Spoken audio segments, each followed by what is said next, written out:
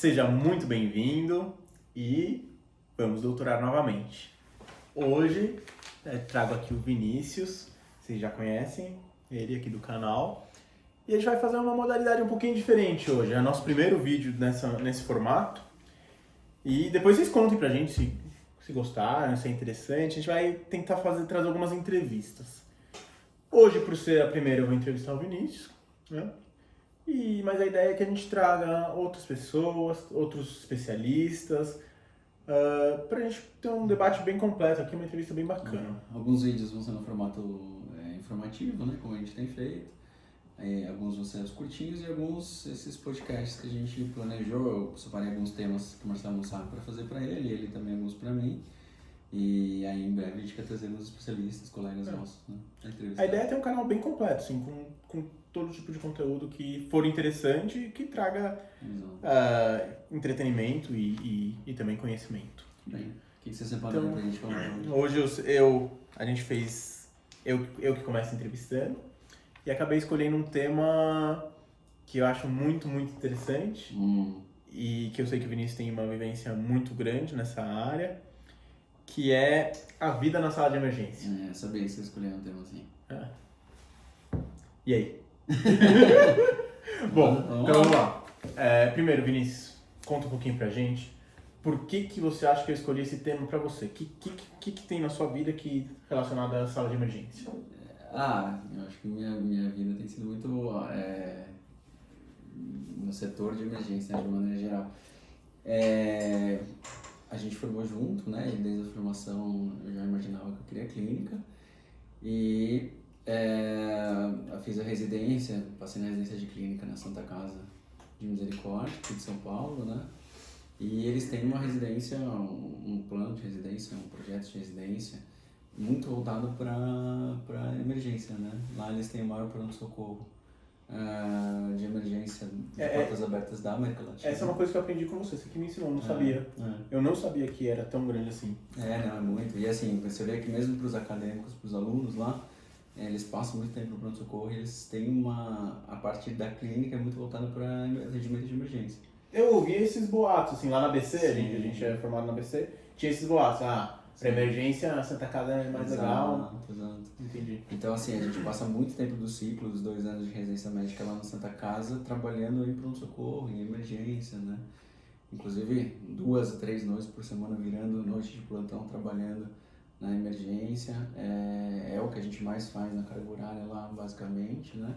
Faz bastante enfermaria também, mas de uma maneira geral, assim, com consistência, atendimento no pronto-socorro, que é um pronto-socorro muito grande, muito movimento, sempre cheio, bastante caso diferente. É um local para ter um grande aprendizado, porque chega muita coisa diferente, todos os tipos de patologias que às vezes não são comuns você vê nos hospitais privados. A gente costuma ver com bastante frequência lá e muitas vezes, né, pacientes que não têm tanta assistência, às vezes chegam já num quadro muito mais grave, que não chega nem no pronto-socorro particular com tanta frequência. Então é diferente o atendimento de emergência do SUS para a rede privada? Assim, eu não digo em relação à capacidade médica, a equipe médica. Claro. Mas os casos que chegam... Sim, de maneira geral sim, né? Você vê com mais frequência no setor de emergência. E eu falo isso até explicando pro pessoal, porque hoje em dia eu trabalho no setor de emergência já há 9 anos, na verdade, no setor de emergência de hospital privado, né? E assim, a frequência de casos já, né, bem mais mal acompanhados ou pacientes que chegam em estados muito mais graves e que poderiam ter sido evitados é muito maior no pronto-socorro de hospitais públicos, né? E a gente vê uma gama de doenças muito maior, pacientes que muitas vezes não tinham acompanhamento nenhum, que tinham patologias que evoluíram de uma maneira muito mais grave com o tempo, porque não fazia acompanhamento médico. Então isso sim é muito diferente. E aí, já aproveitando que você perguntou isso, a parte terapêutica também é muito diferente, né? De uma maneira geral, o SUS é ótimo, claro, mas não tem, em algumas áreas, em emergência, uma delas, assim, as medicações mais disponíveis, nem as medicações, mas toda a estrutura mesmo, né? Claro, tem uma diferença entre infraestrutura, estrutura geral entre os ambos hospitais. Sim, e por exemplo, né, até para cateterismo, quando o paciente chega com infarto, essas coisas, você consegue ter uma disponibilidade um pouco maior, mais rápida e fácil num pronto-socorro particular, né? Por exemplo, às vezes lá na Santa a gente tinha que fazer a fibrinólise, até porque quando o paciente tinha infarto, nem sempre tinha o cateterismo disponível, né? Mas eu acho que é mais questão de estrutura mesmo, né? Um pouquinho diferente. Assim, São os mesmos médicos, geralmente, que trabalham. as mesmas equipes, tudo. Legal. E a situação do paciente quando chega é muito diferente, né? Porque geralmente eles chegam mais graves e você acaba vendo uma gama de patologias maior do que no hospital particular. Tá, com certeza. E fala uma coisa pra mim, Vinícius, uma coisa interessante aí pro pessoal que tá assistindo a gente. Geralmente, quando a gente vê filme, novela, série, enfim, quando a gente liga a TV, vê algum programa médico, a gente vê aquela correria no corredor, assim, empurrando maca, apertando soro, gritaria, e o médico mandando já fazer isso, fazer aquilo. IAR, exatamente. Esses programas todos. Sim. E é uma adrenalina muito grande que passa nos programas de televisão. Essa adrenalina é real? Ela existe? Como é que funciona? No setor de emergência tem bastante isso.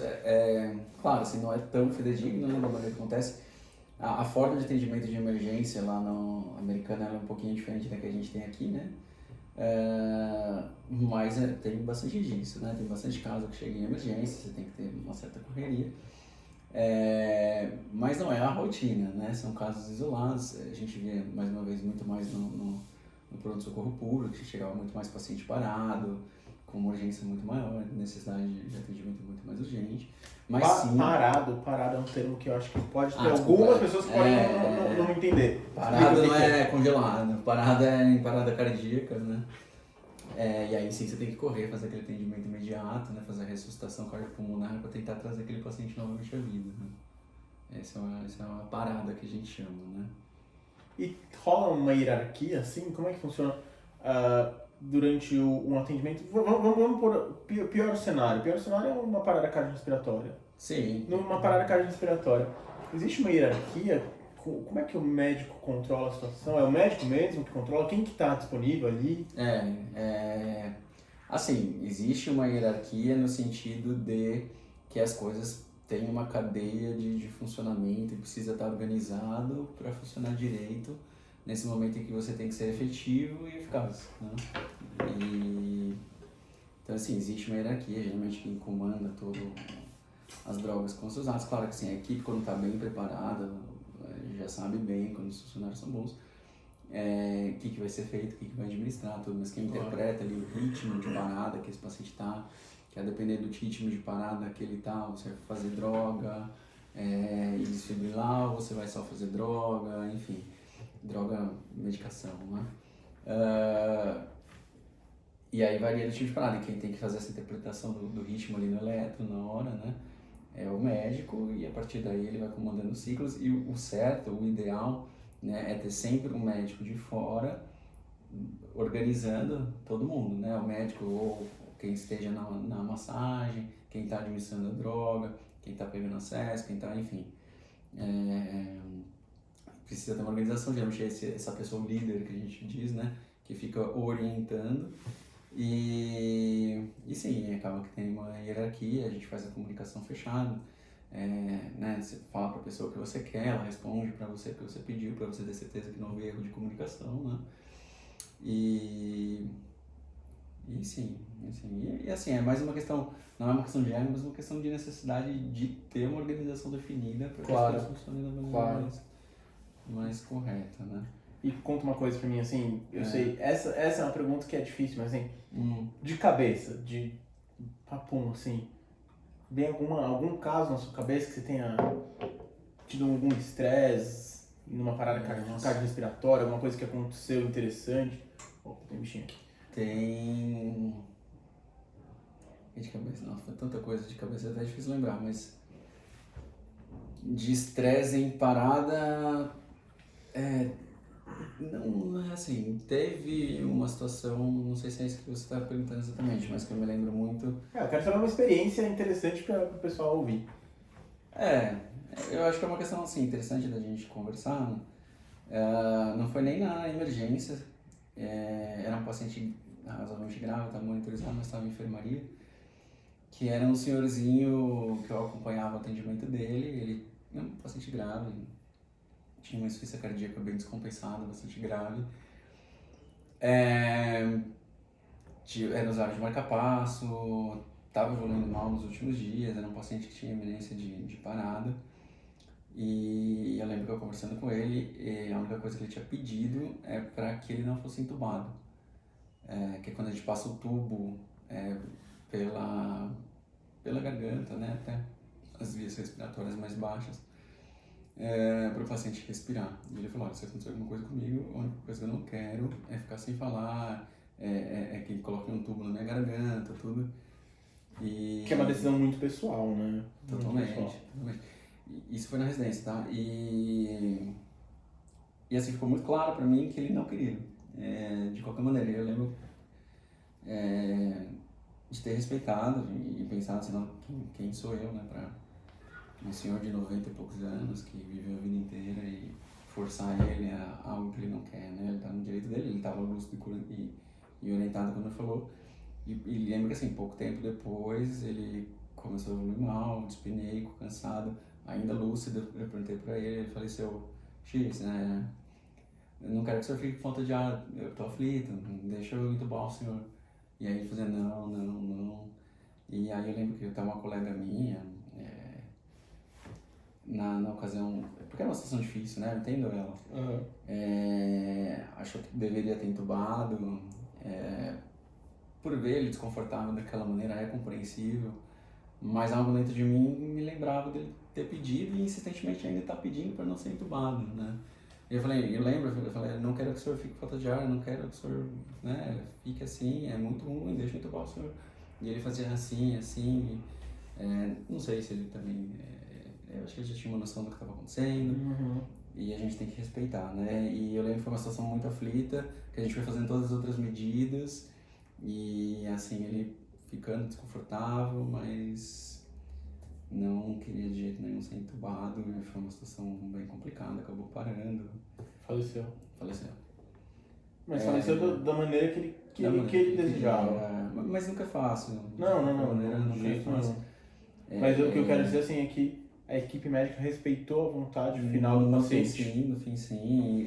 Até a gente levou, enquanto tudo acontecia, a situação para o nosso preceptor, né, que é o chefe lá dos residentes. E até ele ficou um pouco assim, sem saber o que fazer. Não falou, olha, não tem certo nem errado.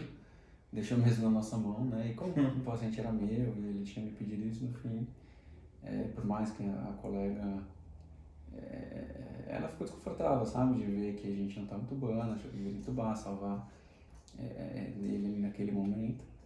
Mas, assim, não...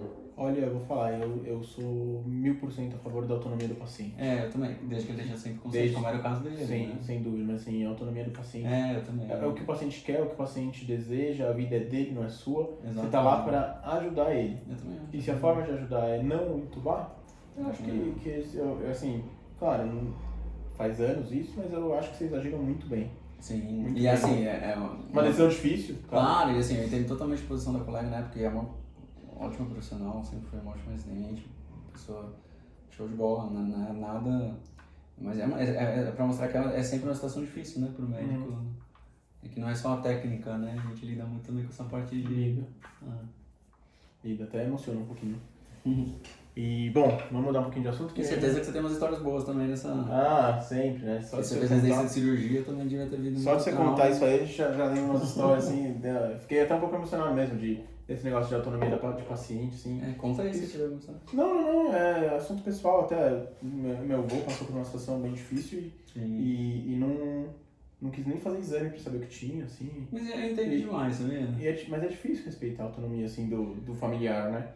O paciente talvez seja mais fácil, do familiar é difícil. Com certeza. Você quer manter ele ali. Você tem um apego, né? E, enfim, da minha família, eu sou o único médico e eu sou o menos apegado à vida, eu acho, assim. Mas ainda assim é difícil quando a gente tem. Sim. Então, assim, mas eu sou 100% a favor da autonomia do paciente. É. E, bom, assunto pesado, né? Sala de emergência é um assunto pesado. Sim. Me conta uma coisa.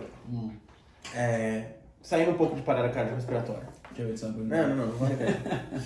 Quais são as principais coisas que chegam ali?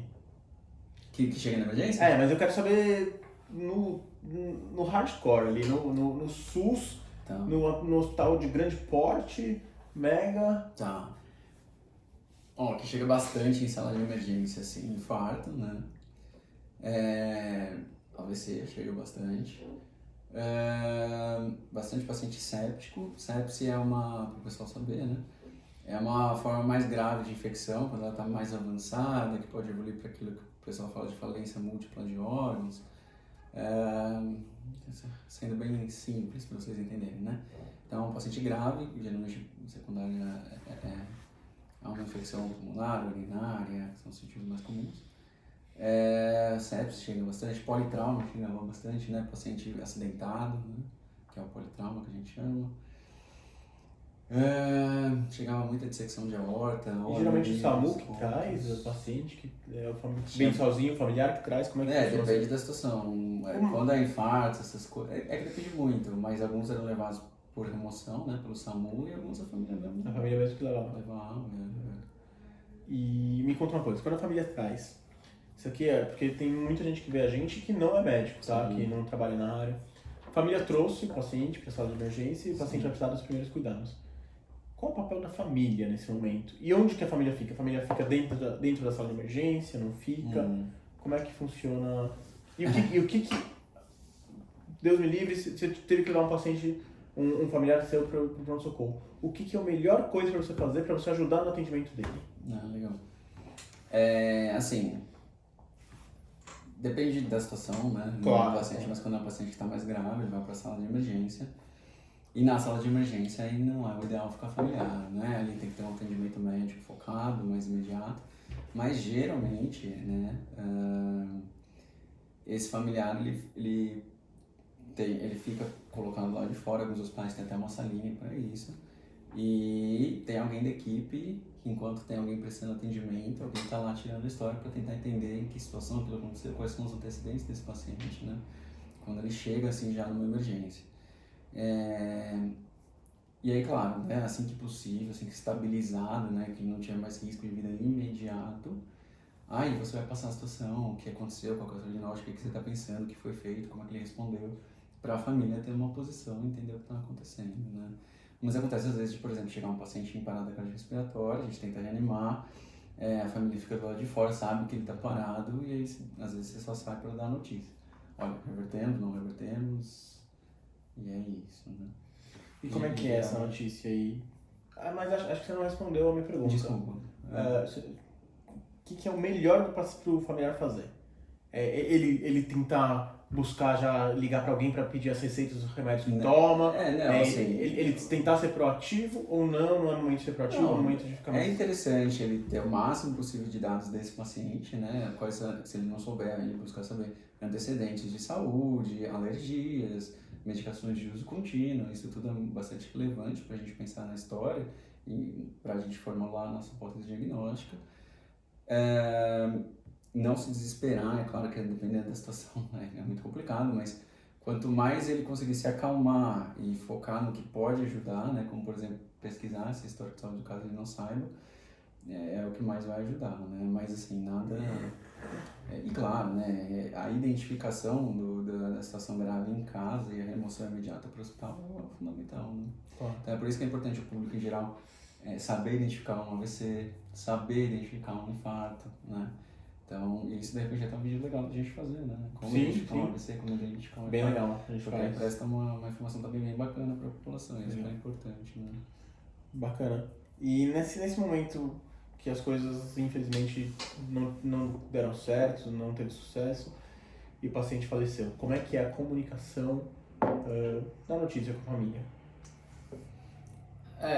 Hoje em dia eu trabalho menos na sala de emergência do que eu trabalhava, bem menos, né? Mas já tive que dar muita notícia ruim, né? E assim, a gente acaba eventualmente durante a residência na sala de emergência fora, perdendo muito paciente. É sempre uma situação complicada, você tem que tentar ser o mais acolhedor possível, e ao mesmo tempo dar uma justificativa, explicar o que aconteceu, né? Porque a família quer saber, né? O que houve, o que aconteceu, por que aquele familiar evoluiu assim. Então você tem que explicar o que foi feito, né? Que você tentou o máximo, quais foram as medidas, mas que infelizmente ele não respondeu. Mas é sempre uma situação em que você tem que ser muito empático, sabe? Não, é interessante você mostrar e você realmente sente isso na hora, né? Bastante empatia, vontade de confortar mesmo, sem tentar deixar aquelas pessoas desmoronarem, mas é complicado. É muito Você tem que ser difícil. um pouco assertivo também, não ficar dando 1000 voltas pra dar, sabe? Deixa eles terem também um pouco o momento deles depois de você dar a notícia, eles ficarem juntos e... É mais ou menos a minha estratégia, né? Não tem certo e errado. Sim, não. Quer dizer, errado até tem, né? ou se tem errado. Já vi cada coisa que você descobre que tem jeito errado de passar notícia ruim, sim. Exato. Mas são estratégias também que você, né, cada um tem a sua. E... enfim. Bom, e Mais. vamos finalizar, acho que o vídeo tá longo, hoje foi um bate-papo legal. Pesado, né? Foi o primeiro bate-papo nosso, Mas eu acho que o pessoal tem muita curiosidade, né, dessas coisas. Eu adoro o tema, acho interessantíssimo. Eu sou apaixonado por sala de emergência. É bom, eu venho no setor de emergência desde que eu formei, né? Eu gostei muito de trabalhar. Hoje em dia eu não trabalho em setor de emergência, mas assim, já gostei muito. Na sala de emergência eu trabalho bem menos hoje em dia também. Mas conquista a gente quando a gente tá na faculdade, né? Sim, Conquista. Sim. Acho que se tem alguém aí. Dá aquela sensação de heroísmo quando você tá na faculdade, né? Que é onde acontece a emoção. Exatamente. Então, se tem algum aluno de medicina, alguém que quer Inclusive, ser uma médico... residência muito legal que tem, que tem hoje em dia é de emergência médica. De emergência, tem. Eu sou formado em clínica, né? Na época nem existia ainda a função de emergência. Então a gente, na clínica médica, né? A gente faz parte ambulatorial. Já tinha, Vini. Faz parte de emergência. Já tinha uma ou duas. Acho que uma na Bahia. Tava começando. Uma na Bahia e acho que uma, não sei se era no Unifesp. Tinham duas só de emergência. Tava no começo. É uma residência muito recente de emergência. Muito recente. Então na clínica, por exemplo, a gente aprendia tudo de emergência, 100%, né? E, né? Mas hoje em dia você faz clínica e depois emergência ou é emergência direto? Você pode fazer emergência direto. Uau, que legal. Interessante. Enfim, se tem alguém... 3 anos hoje em dia. 3 anos direto? Legal. Se tem alguém aí que está fazendo medicina, que tem algum familiar médico, compartilha esse vídeo, comenta aqui embaixo o que vocês já tiveram experiência, o que vocês têm de dúvida, ou o que vocês esperam passar na sala de emergência. Já viveu alguma situação de emergência? E para finalizar um assunto desse, sim, eu queria que você contasse um caso assim, pode ser o que você quiser, um caso mais leve, ou um caso não mais dramático, alguma coisa que marcou a sua vida. Essas coisas tem que combinar, Marcelo. É difícil, é tanta coisa.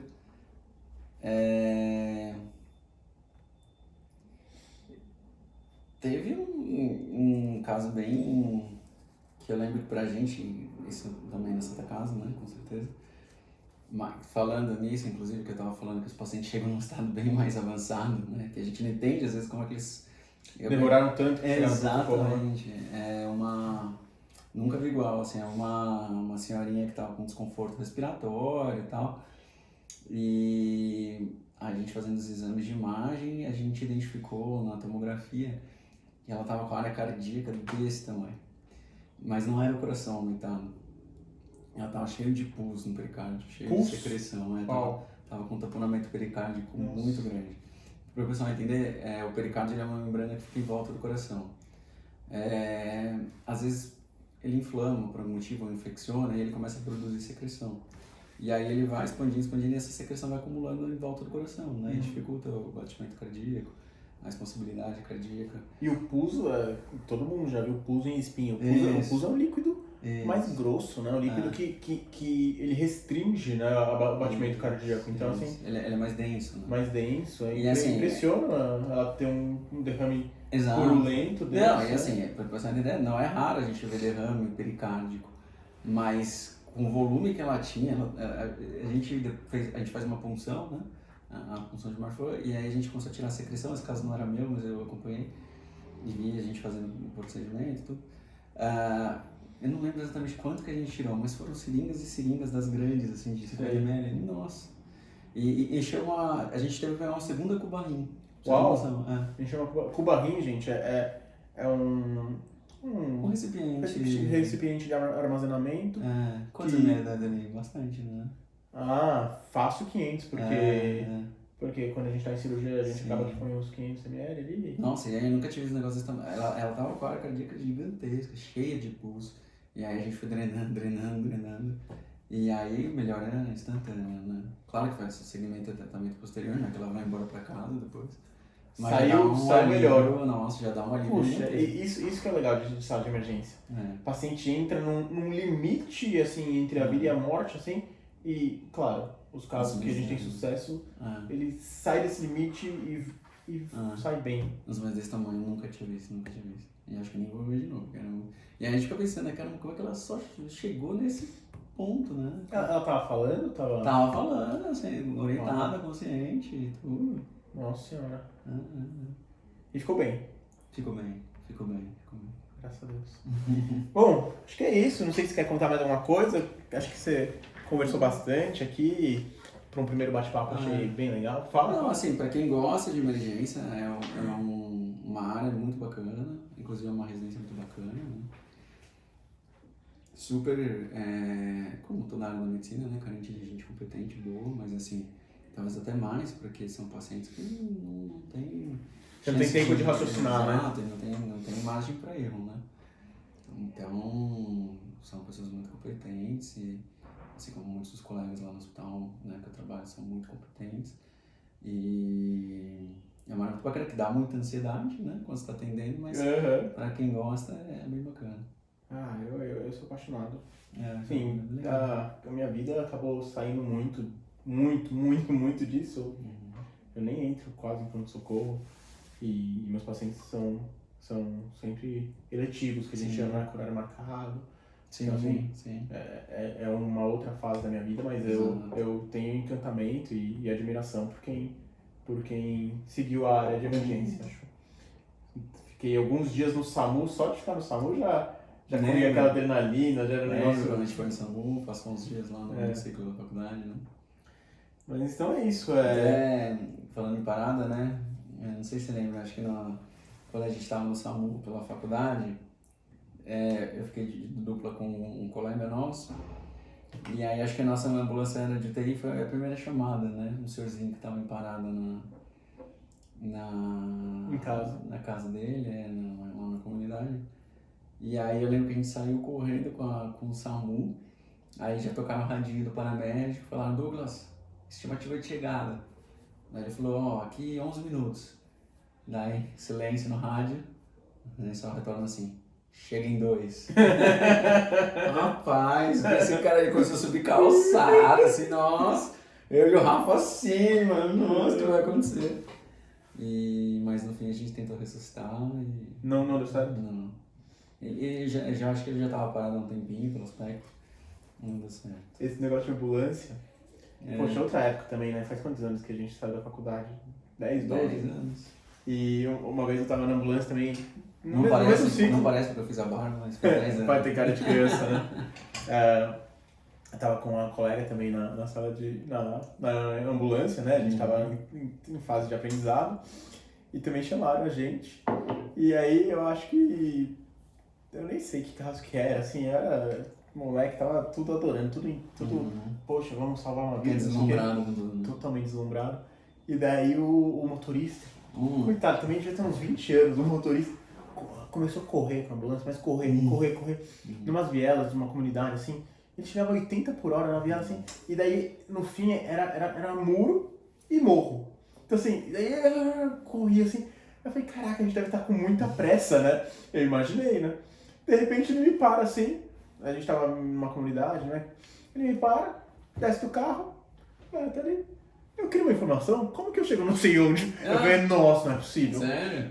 E a gente correndo, assim, e Mas tava respondendo o chamado. Eu estava respondendo o chamado.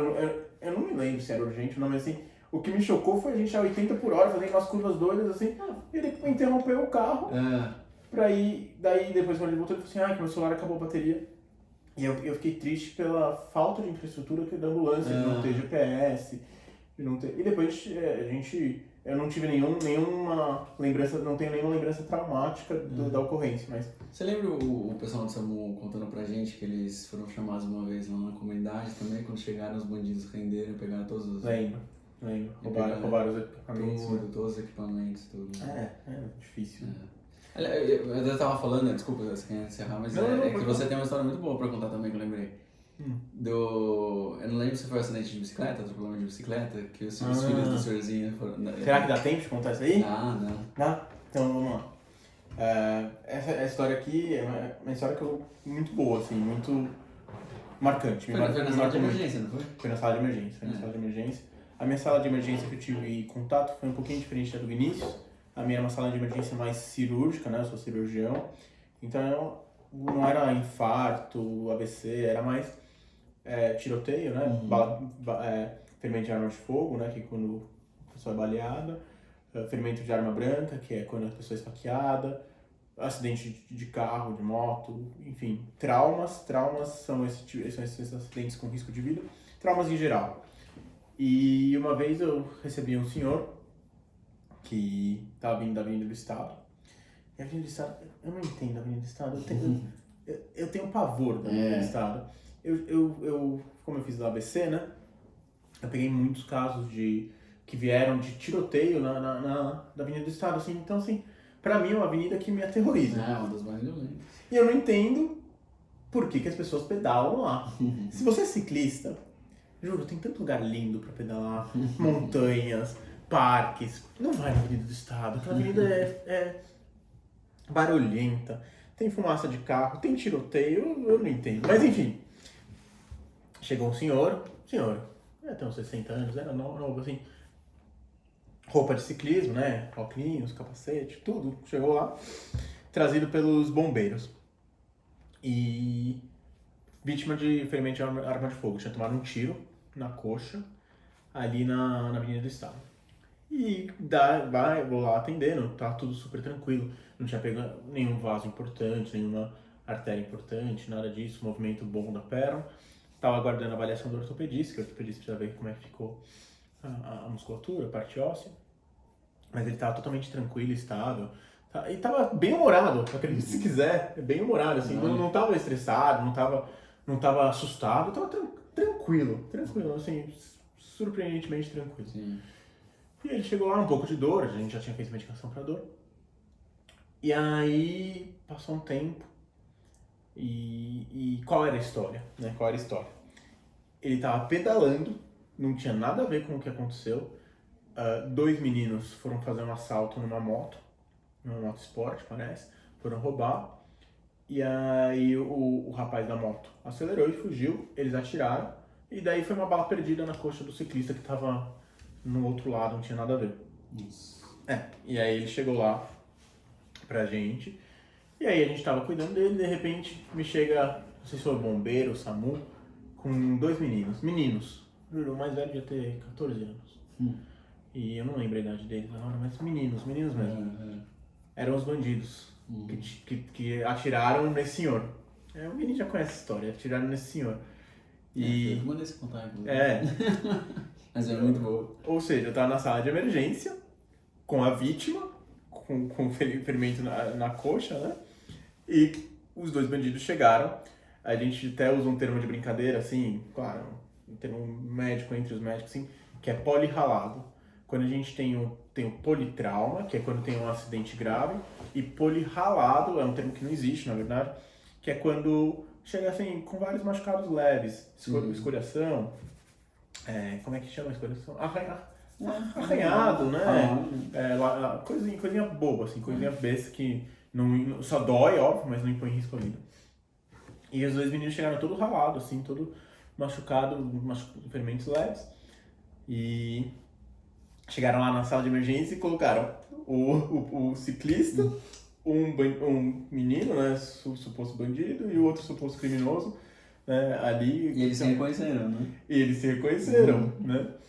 E aí ficou um clima muito tenso, muito constrangedor, assim.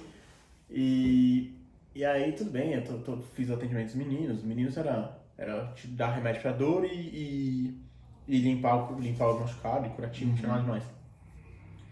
De repente, tô eu lá. Eu não lembro se tinha mais alguém na sala de emergência. Na minha memória nebulosa, só tava eu, como se fosse assim, eu e mais ninguém, um escuro, assim, mas eu não lembro se tinha mais alguém. E aí entraram 2 homens. Se vocês bem lembram, no começo do vídeo, o Vinícius falou, família não fica dentro da sala de emergência. Chegaram 2 homens muito grandes, fortes, assim, parecia saindo de filme, assim, 2 caras enormes, assim. O que são esses caras aqui? Eram os pais do ciclista. Perdão, os filhos do ciclista. Eram os filhos do ciclista. Eles chegaram pra mim. Espero que eles não vejam esse vídeo, porque eles vão lembrar dessa história. E aí... Não tá identificando ninguém, tá tudo bem. Mas tomara que eles não me identifiquem também. Aí eles chegaram assim pra mim e falaram assim, doutor, você dá licença aqui da sala de emergência, que a gente tem um acerto de contas aqui pra fazer. Daí eu fiquei meio assim dele, doutor, isso não tem nada a ver com isso, fica tranquilo, espera lá fora, a gente já te chama. Aí eu gelei. Falei, puta, eles vão matar esses meninos. E eram 2 caras muito grandes. E os meninos, assim, estavam na maca, estavam totalmente vulneráveis. Aí eu gelei, assim, falei, nossa, ferrou. Puta, o que eu faço agora? Nossa, deu aquele desespero. São segundos, mas desesperadores, né? Não sabia se eu saía da sala de emergência, se eu ficava, se eu falava, olha, não... Se eu chamava... Não foi que eles falaram, doutor, você não vai querer ficar aqui? Exatamente, falaram exatamente isso. Doutor, você não quer ficar aqui na sala de emergência, fica tranquilo, você não quer ficar aqui não.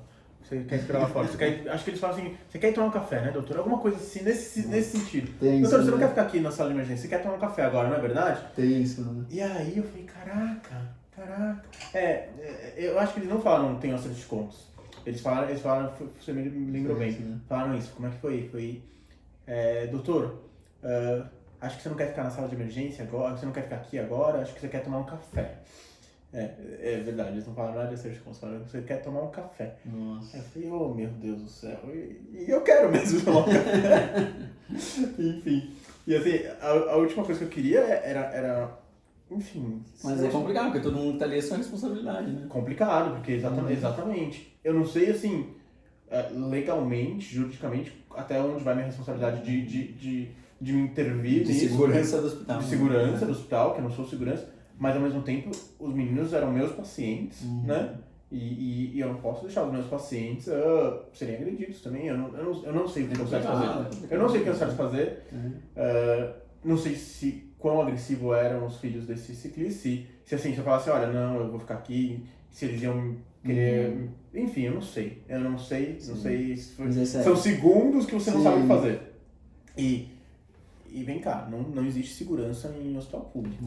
Existe o segurança patrimonial, que está lá para cuidar do patrimônio, dos bens do hospital. E ainda assim, quando você quer, a gente você não acha. Um patrimônio para o hospital, com certeza. Não, médico não é patrimônio e paciente também não é patrimônio para o hospital. Então, enfim. E aí eu falei, nesses segundos de aflição e desespero que eu não sabia o que fazer, uma alma muito boa, que foi o próprio ciclista, falou assim, não, filhos, tá tudo bem, não quero confusão, não é pra bater em ninguém, tá tudo bem, eu perdoo eles. Eu falei, caraca, meu Deus, salva pelo gongo aqui. Cara grande, hein? Um cara impressionante esse ciclista, né? Mas assim, desde o começo, Vinícius, ele não chegou estressado, não chegou... Era um cara diferenciado, eu acho. Imagina. Ele não chegou estressado, não chegou... Porque eu acho que se eu tomasse um tiro, eu tô andando na rua e tomasse um tiro, eu ia chegar revoltado. Meu Deus, eu não... Ele chegou lá, tipo... Eu só tenho 2 filhos grandes ainda, querendo... Imagina, na hora você tá revoltado. Não, e ele não deixou os filhos fazerem nada, os filhos saíram da sala de emergência, tudo foi resolvido tranquilamente. Olha só que legal. E foi extremamente, sim... Foi a melhor resolução possível, eu não sei como poderia ter sido melhor. Que sorte que você deu, hein? Nossa, eu dei sorte, os meninos deram sorte, Os né? meninos deram Os sorte. bandidos, né? E aí eu cheguei pros meninos, pra um deles, né? Eu cheguei lá, bom, era uma sala pequena, já tava cheia, eles eram 2 pacientes, então tava todo mundo muito grudado. Então era tudo que você falava, todo mundo ouvia. E aí eu cheguei pra um dos meninos e falei assim, quantos anos você tem? E ele falou a idade, sei lá, uma idade de 13, 14, 15, não sei. Eu falei, você viu o que quase aconteceu com você hoje? Você viu que você quase morreu? E assim, eu não sei se não teria morrido mesmo. Você viu que você quase morreu? Vi sim, doutor, vi sim. Vi sim, senhor, vi sim. Eu falei, então, essa vida que você tá, você não vai conseguir viver muito tempo. Uma hora não dá certo. não faça isso. Você viu que você machucou a perna do senhor dele? Ô senhor, você me desculpa, senhor. E o senhor realmente tinha perdoado assim de coração. Eu percebi que não tinha mágoa, não tinha raiva, não tinha nada. E aí ele falou assim, desculpa, senhor. Daí o senhor falou assim, não tem problema, tá tudo em ordem. E, porra, você tomou um tiro, não tá tudo em ordem, né? Mas ele falou, não tem problema. E daí eu falei assim pro menino, olha, sai dessa vida, não tem porquê. Claro, a minha fala ali, né? Mas legal você ter conversado com ele. Conversei porque eu senti a tensão que eu senti foi realmente se esses meninos iam morrer. E eu já tava chateado por ver que eram meninos muito novos, cometendo um crime muito grave. Assim, assim, eu nem tava, você nem pega a raiva dos meninos, porque eles chegam lá todo machucado. E como é que eles foram parados, né? Eles estavam lá pra roubar, né? Eles estavam numa moto, daí a outra moto fugiu. Aí eles aceleraram pra fugir, deram tiro, aceleraram pra fugir. Um outro carro de uma terceira pessoa que não tinha nada a ver foi e cravou a moto deles, e daí... Nossa, isso eu não lembro. E daí eles caíram. Foi uma terceira pessoa, X, puta, vendo o assalto. que viu o assalto e reagiu e derrubou os meninos. Por isso que os meninos chegaram lá tudo ralado. Eu esqueci de contar essa parte. Ou seja, eles podiam ter se machucado gravemente no acidente de moto, depois eles podiam ter se machucado gravemente numa vingança dos filhos. Então, assim, é tanta coisa ruim que pode acontecer com eles, um menino de 14 anos. E aí eu falei pra ele falou, não, senhor, eu vou largar essa vida. Não sei se larga, se não larga. Eu acho que o problema é muito mais intrínseco, muito mais profundo. Mas foi um momento de extrema atenção minha. Histórias de sala de emergência. Eu acho que extrema atenção dos meninos, extrema atenção dos filhos, extrema atenção do pobre ciclista. E assim, acho que todo mundo ficou tenso e foi uma história que magnificamente ficou o melhor possível. Tudo bem, o rapaz saiu com tiro, não sei como é que ficou a demodulação dele, se ficou prejudicado, se não ficou. Se ele vai poder voltar a pedalar, se não vai, né? É uma coisa muito triste, né? Mas assim, esse cara, eu admirei essa vítima, né? Porque impressionante. E admirei os filhos também. Porque os filhos também chegaram lá e falaram assim, eu não admirei eles por quererem agredir alguém, mas por falar assim, esse aqui é meu pai, e eu vou defender meu pai, não importa. Aqui ninguém mexe com meu pai. Então assim, eu acho que ninguém estava 100% errado, só os meninos que atiraram. Mas enfim, é uma situação muito difícil e eu caí de gaiato. Eu não tinha nada a ver com nada e tudo isso resolvendo na sala de emergência com os pacientes lá, né? Com os outros pacientes, as coisas rolando, né? O dia rolando. E assim, as coisas... E quando está na sala de emergência, é uma sensação que eu como médico tenho, não sei se outros médicos têm, e é interessante contar até para as pessoas. Quando está na sala de emergência, parece que aquele é o seu mundo. Não sei se já reparou, já teve essa sensação. Que aquilo ali é seu mundo. Não importa o que está acontecendo fora, não importa nada importa. O que importa é o que está ali. Então, se ali não der certo, seu mundo não deu certo naquele dia. Então, você tem que fazer dar certo antes de ir embora. Bolo desse, né? Você esquece que existe vida fora da sala de emergência. Então, quando tá esse rolo, meu Deus, foi um momento de pânico mesmo.